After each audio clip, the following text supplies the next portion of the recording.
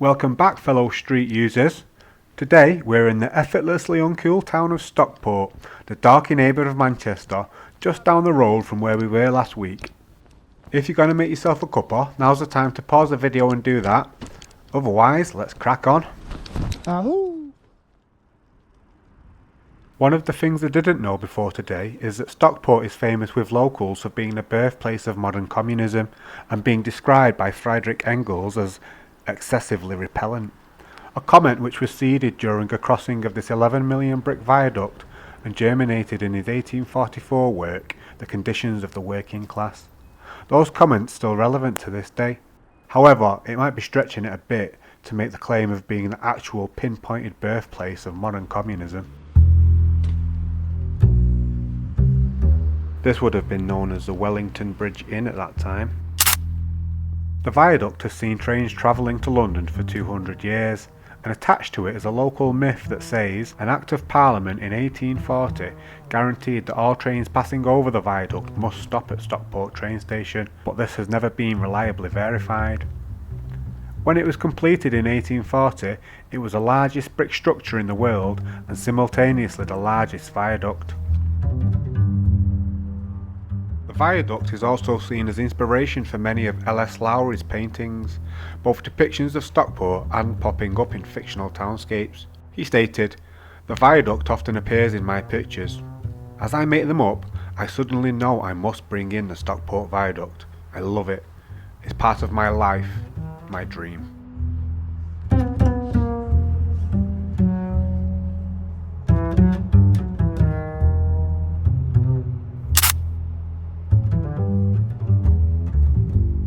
A quick look at what's up here now, before we head off to an art trail I've spotted on Google Maps. As ever, I've brought my camera out with me today, and quite a lot of the time car parks are a good vantage point where you can take a few pictures whilst getting a general overview of a place. This particular one is located just outside Stockport train station.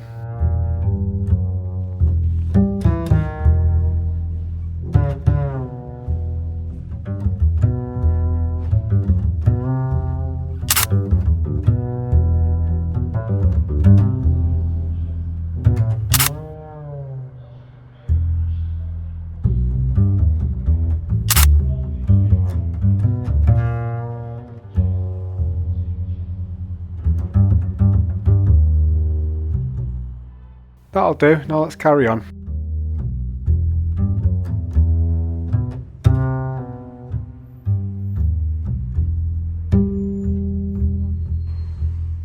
We are now en route to the art trail, I promise you, but first we get to go down this cool spiral thingy that takes us out over the River Mersey, and where we get another look at the famous brick viaduct. This ramp forms part of a frictionless route from the station right into the town. And by frictionless I mean no roads, no light, no traffic. It's quite pleasant going.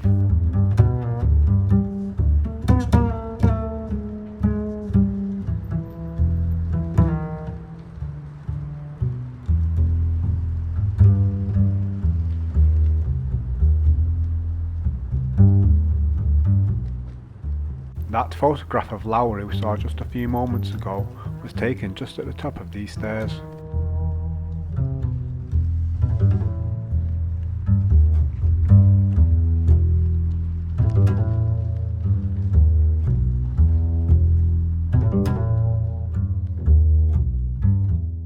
A slight hiccup though, there's another car park, or two, or three.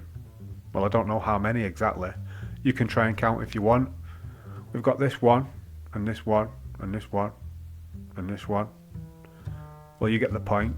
Anyway, I couldn't help myself, it's on the way, and thought we'd get up there and have a quick look around. So for now, it's a quick detour, and then, I promise you, we will make it to the art trail, I think. I do get to go up another spiral thingy though, so that's the bonus. Now's a good time for a quick like and subscribe to make sure you don't miss out on next week's episode where we'll be exploring Marple. That viaduct seems to be a little bit like the moon, follows you everywhere you go.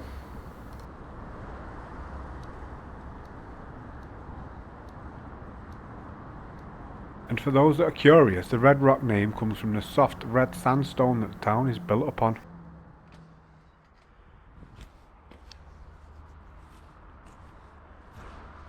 The big smokestack you can see in the middle distance belongs to the Hat Works Museum. It's the UK's only museum dedicated to the hatting industry and headwear. Stockport was once known as the hatting capital of the world, hence Stockport County's football club's nickname, the Hatters.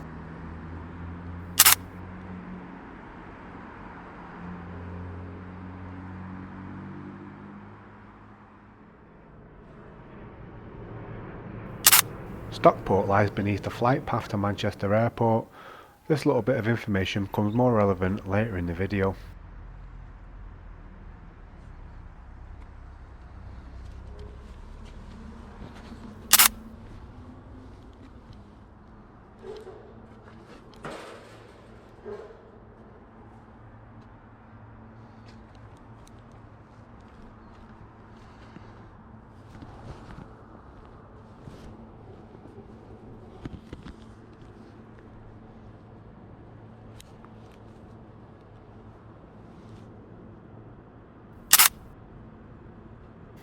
We're on our way to that art trail I keep promising you, but then we come across what is one of the UK's great annual traditions of the Christmas market.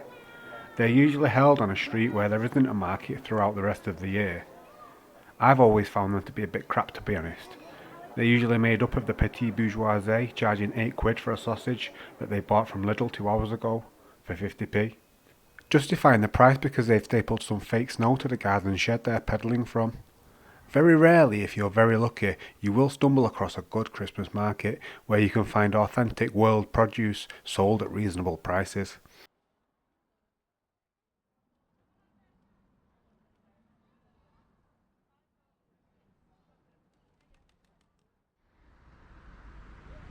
A little further along the way and we come across what is another great British Christmas tradition.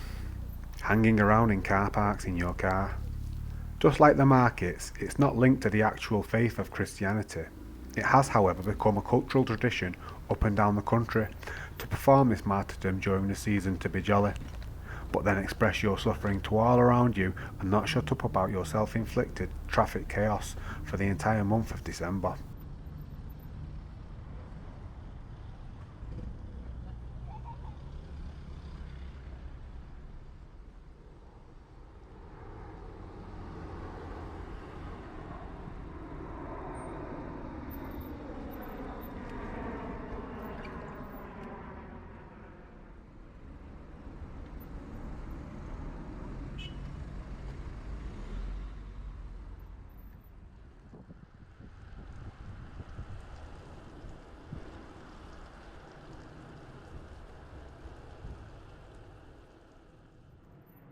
Interrupting us from reaching the art trail this time is my little brew stop at this memorial park. Although the day appears bright and clear, the air's pretty cold, so I just need a minute to warm my knuckles with a hot drink.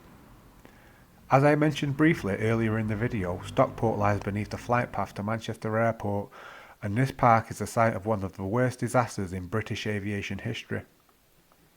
A commercial flight returning holidaygoers from Spain crashed at this spot. Despite crashing into a populated area, nobody on the ground was killed, and 72 people on board perished, whilst 12 people survived with the help and thanks to local residents reacting quickly and pulling them from the burning wreckage. Finally, as promised, this is the art trail. The trail runs along Canal Street, and interestingly, the art seems to be in the ongoing process of assimilating the commercial clutter left on the street, just like vines overtaking an untended garden, and it actually is creating an interesting little place. Most of the premises on the street appear to be businesses like scrap metal processors, tyre merchants and used car joints, but there are a few other premises, including a place called Grit Studios. Now this is a complete guess, but I would attribute this trail to the community at Grit Studios, and if that guess is correct, then the strategy of this trail seems to be producing fruit. During my ride up and down this street, there were many people following the trail, like breadcrumbs leading directly to the studios.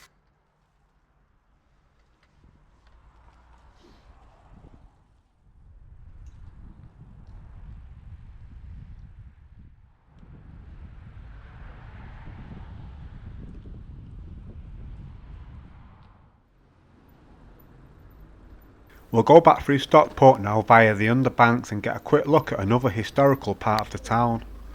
The Underbanks is famously the site of an apparently legendary gig held by Jimi Hendrix in 1967 at the venue known as the Sinking Ship Club. So legendary was the gig that there's now at least 2 murals to commemorate it. The street is actually a designated conservation area and is currently undergoing revitalisation with repairs to the streetscape and buildings after decades of neglect. In recent years, after some love and funding, the Underbanks has become home to a series of independent businesses, and it looks like there's more to come. But it seems locals would rather feed larger corporations by purchasing trolleys full of landfill instead of supporting these local independent businesses. A trolley full of plastic for 200 quid. You can't compete with that. On the flip side, of the locals I spoke to today, their biggest concern was the gentrification of this and the surrounding areas.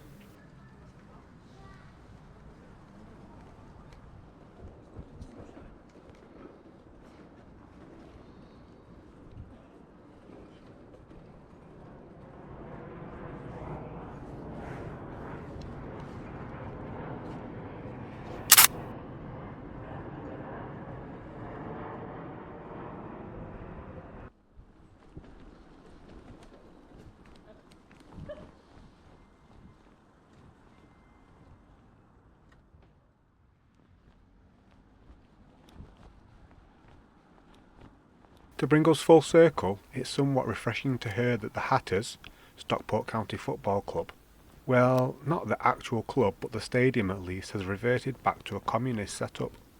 The council bought the stadium in 2015, which means the stadium is owned by the people of Stockport, a setup that appears to be working well for the fans, the club owner and the council. The council paid 2 million quid for the freehold in 2015, and the lease agreement was made up in such a way to ensure that the rent for the stadium will eventually cover the initial costs without any financial burden on the new owners, the people of Stockport.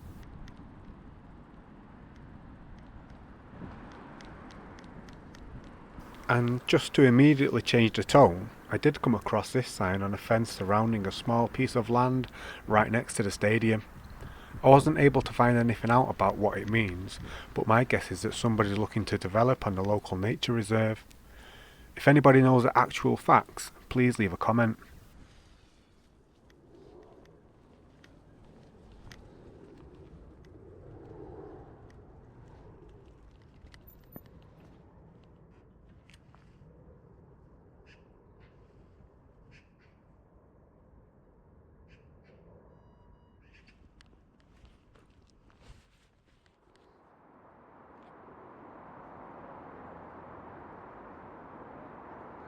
That's it. Thanks for watching, like and subscribe, remain awesome and see you next week.